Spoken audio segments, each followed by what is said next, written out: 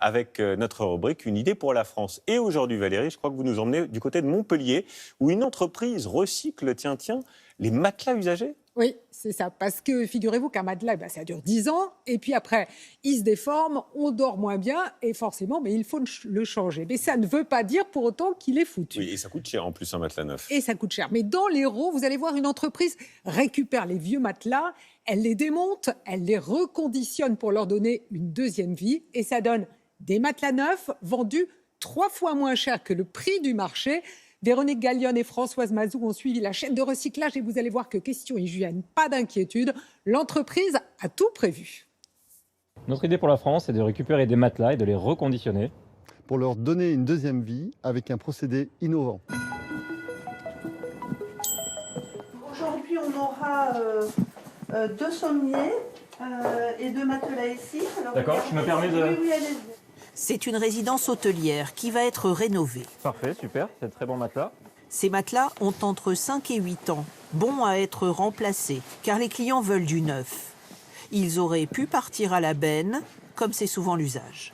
Aujourd'hui, c'est un véritable gâchis puisque la plupart des matelas encore de ce type-là sont aujourd'hui pour la plupart jetés. Et c'est tellement dommage puisqu'ils sont encore très récents et surtout encore propres à l'usage. La directrice de cette résidence n'a jamais voulu jeter. Elle a toujours cherché à donner ces matelas usagés, dans une démarche solidaire et écologique. Mais jusqu'à présent, ce n'était pas si simple et pas toujours satisfaisant. Quand on donne un matelas, malgré tout, c'est un matelas qui reste vieux et qui est utilisé vieux. Alors que là, le fait de pouvoir le retraiter, on va lui donner une seconde vie et la personne qui va l'utiliser va pouvoir l'utiliser comme un matelas neuf. Donc je trouve que c'est vraiment très intéressant. Aujourd'hui, 6 matelas partent au recyclage. À terme, une centaine quitteront cette résidence, offerte gracieusement à l'entreprise Ecomatelas. À l'atelier, on va commencer par tailler la mousse ou le latex pour enlever la couche usagée. Il ne reste alors que l'âme du matelas. Il avait été vérifié déjà ? C'est le moment de recomposer le millefeuille d'une literie presque comme neuve à partir de différents cœurs de matelas.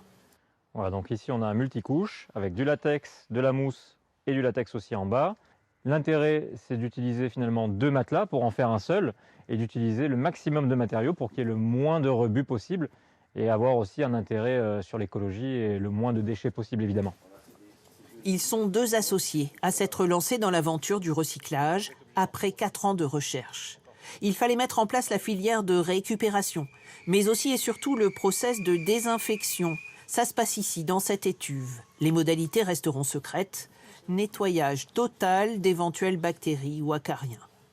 Même si on récupère des matelas qui sont encore en très bon état, il peut y avoir un risque. Donc pour enlever tout risque, on va venir les désinfecter avec de la chaleur, très haute température.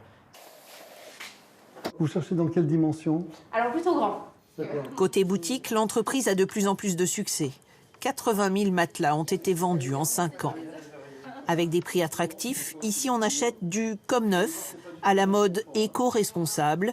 Les clients en oublient presque que ces matelas ont déjà servi. Oui, c'est beaucoup plus rigide, hein? Oui, c'est déjà mieux. Oui. Voilà.